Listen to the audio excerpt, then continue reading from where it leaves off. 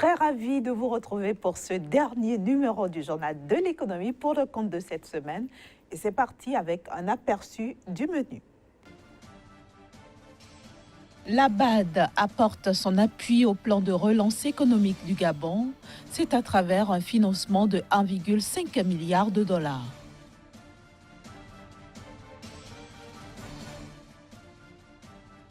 La Tunisie opte pour les réformes pour augmenter son PIB. Le pays vise 3% en 2018.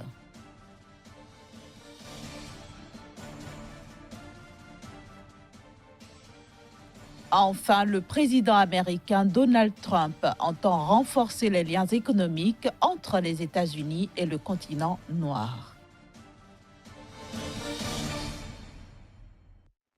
Je le disais à l'instant, le Gabon a trouvé un allié de taille pour financer son plan de relance économique. Il s'agit bien sûr de la Banque africaine de développement. Cette dernière s'engage à accompagner Libreville sur la période 2017-2019 à travers un appui budgétaire. 1,5 milliard de dollars, soit environ 900 milliards de francs CFA. Ainsi se chiffre l'appui budgétaire que la Banque africaine de développement entend apporter au Gabon en appui au plan de relance de l'économie du pays. Cet appui, dont la première tranche de 131 milliards de francs CFA a été décaissée au mois de mars, sera étalé sur la période 2017-2019, retenue pour la mise en œuvre du plan de relance. En ce qui concerne le déblocage de la deuxième tranche, il sera dès la semaine prochaine à l'ordre du jour des échanges qui auront lieu entre une mission d'évaluation de la Banque africaine de développement et les autorités gabonaises. D'ores et déjà, une cagnotte de 137 milliards de francs CFA est attribuée au secteur agricole gabonais, qui fait également partie du portefeuille de cet appui de la Banque africaine de développement. L'ensemble de l'appui budgétaire fera l'objet d'évaluations permanentes des équipes de l'institution financière panafricaine engagées aux côtés du Fonds monétaire international et de la Banque mondiale pour donner un coup de fouet à la croissance économique du Gabon. Faire passer le déficit budgétaire de 6 à 4,9% du produit intérieur brut d'ici à l'année prochaine, c'est le nouveau défi que se sont lancés les autorités tunisiennes. Comment comptent-elles s'y prendre pour relever ce défi? Élément de réponse dans ce reportage.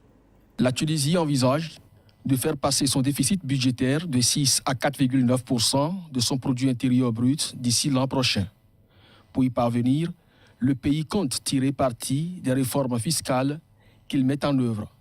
Au nombre de ces réformes figure le relèvement de 1% de la taxe sur la valeur ajoutée, l'augmentation de l'âge de la retraite, qui est actuellement de 60 ans, et l'application d'une taxe de 1% sur le revenu annuel aux fins de renforcer les fonds sociaux.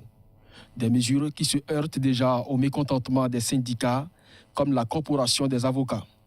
Laquelle corporation a annoncé qu'elle irait en grève si les taxes augmentaient.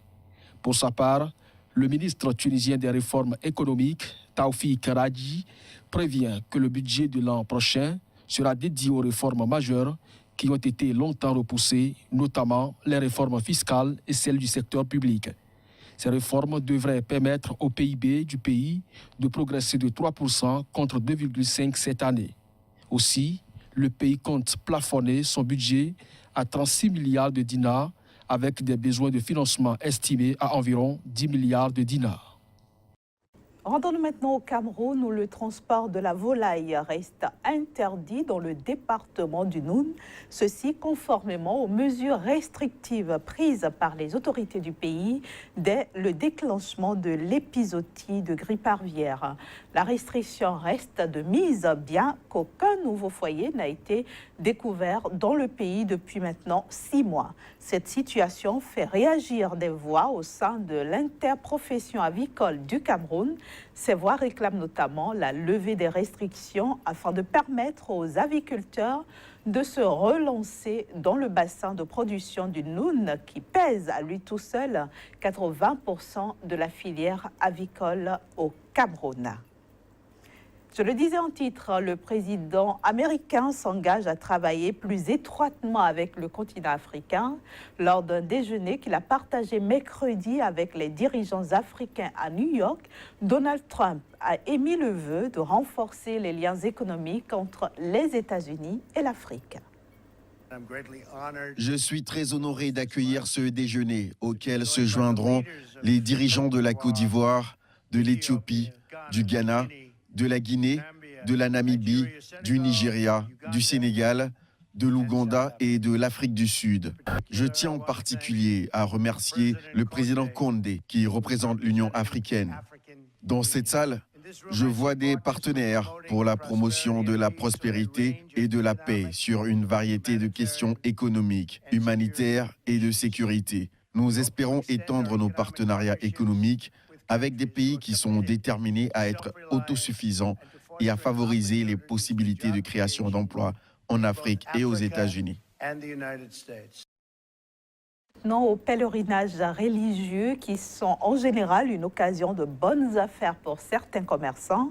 À Najaf, par exemple, une ville sainte chiite irakienne, le marché des pierres précieuses est devenu un passage quasi obligé pour les pèlerins.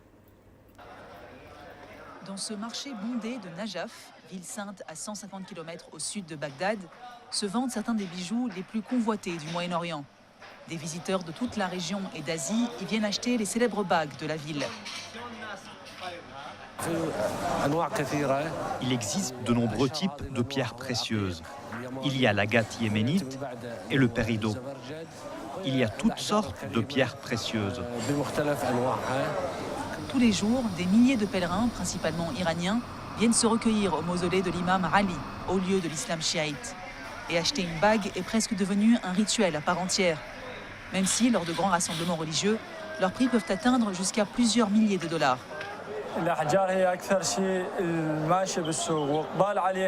Les pierres les plus populaires sur le marché, celles pour lesquelles nous avons le plus de demandes, sont les perles de Najaf. Les gens viennent de partout, pas uniquement d'Irak. Nous avons reçu des visiteurs iraniens et d'autres étrangers. Ils demandent spécifiquement la perle de Najaf. Mais tous les pèlerins ne sont pas prêts à dépenser une fortune.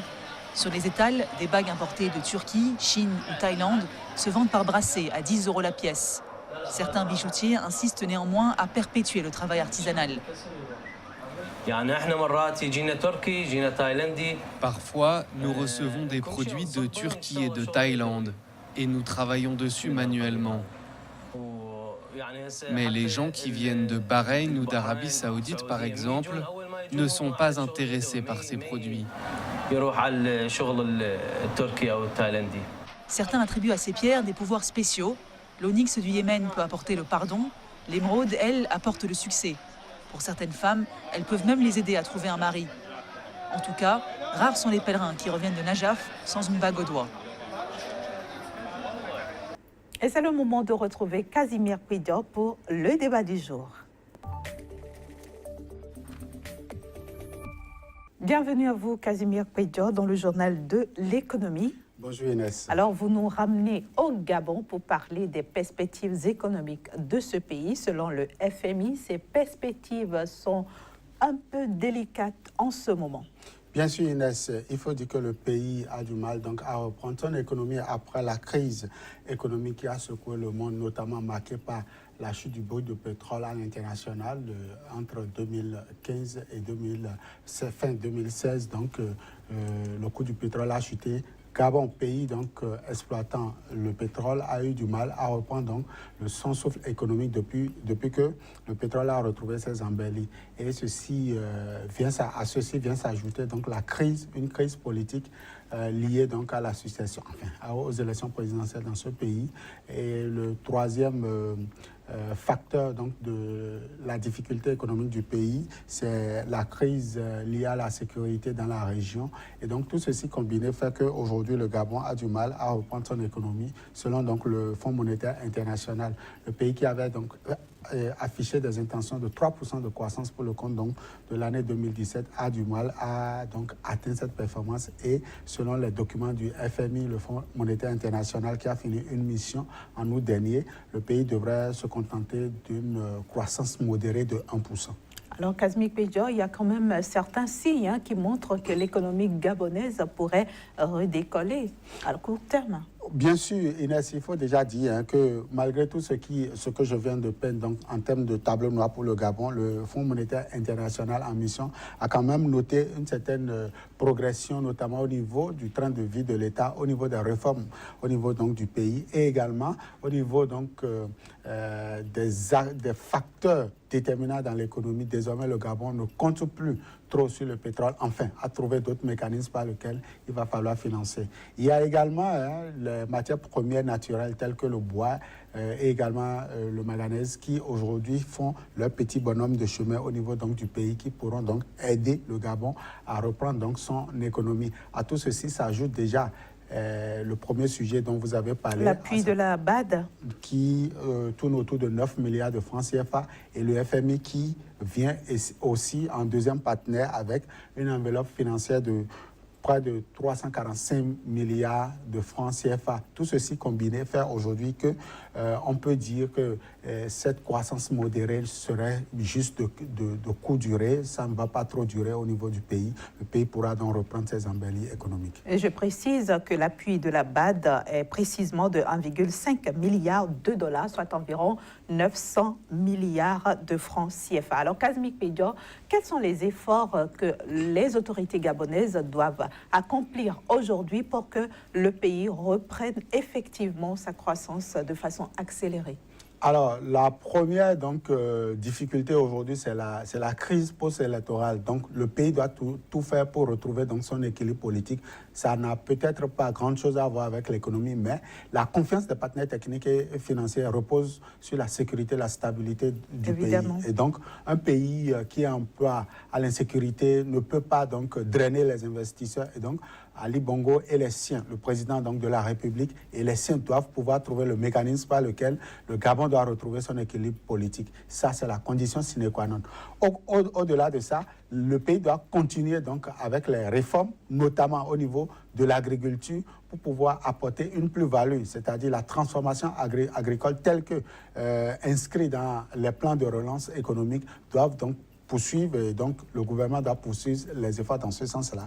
Et pour finir, le pays doit pouvoir donc compter sur les ressources naturelles telles que le bois, les forêts. C'est pas la chose qui manque donc au pays. Donc il va falloir reprendre donc l'économie à travers ces trois indicateurs. Et je crois que d'ici à partir donc de 2019, le Gabon pourra donc avoir un taux de croissance accéléré, quitte à ce que peut-être à long terme, on puisse assister à un taux de croissance à 2 chiffres. Justement, vous parlez de long terme. Quand vous vous projetez dans l'avenir, disons d'ici 2035, comment est-ce que vous voyez le Gabon, l'économie gabonaise en particulier? Alors, si les recommandations du FMI et de la BAD sont respectées au niveau donc, du pays, je peux dire que d'ici 2035, le Gabon fera partie donc, des pays rares qui ont décollé donc, sur le continent.